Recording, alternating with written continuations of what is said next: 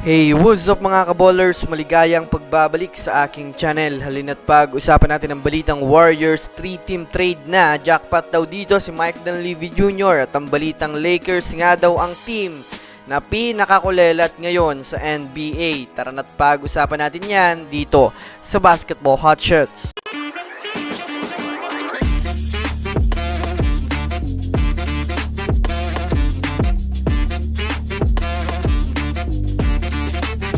Una nga muna tayong dumako mga kaballers sa balita patungkol sa Lakers lang nga daw ang pinakakulelat na team ngayon.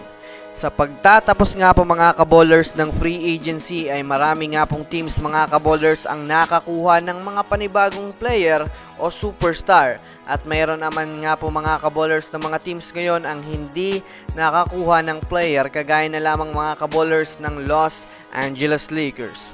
Yes mga kaballers, kulelat nga po ang Lakers na masasabi nating bigo silang makakuha ng kahit isang player ngayon galing sa free agency. Ito ay dahil na rin naman kahit nga po maganda ang kanilang ino-offer sa player ay mas pinipili nga po ng player mga kaballers na pumanig na lang sa ibang kupunan. Kahit nga po mga kaballers itong si Spencer Dinwiddie ay mas pinili na ang Dallas Mavericks kaysa sa kanila. Kaya putok nga sa NBA ngayon ang pagiging kulelat ng Lakers sa free agency na masasabi nating isang hindi magandang sistema nga ito para sa kanilang kupunan. Samantala, dumako naman tayo mga kaballers sa balita patungkol sa kupunan ng Golden State Warriors.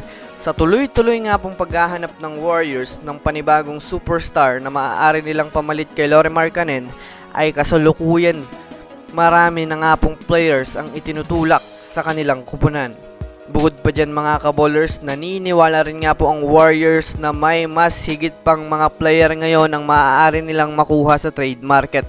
Isa na nga dyan mga kaballers na tinutulak sa kanila ang 3-team trade proposal para sa Warriors na itong paglanding ni Kyle Kuzma sa kanila na masasabi nating available na rin naman ito dahil sa pag-offer ng Wizards kay Kuzma para sa ibang mga kupunan.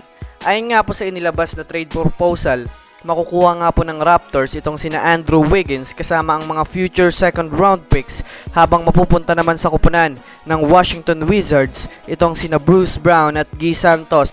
At ang matatanggap naman nga po sa ngayon ng Warriors ay itong si Kyle Kuzma.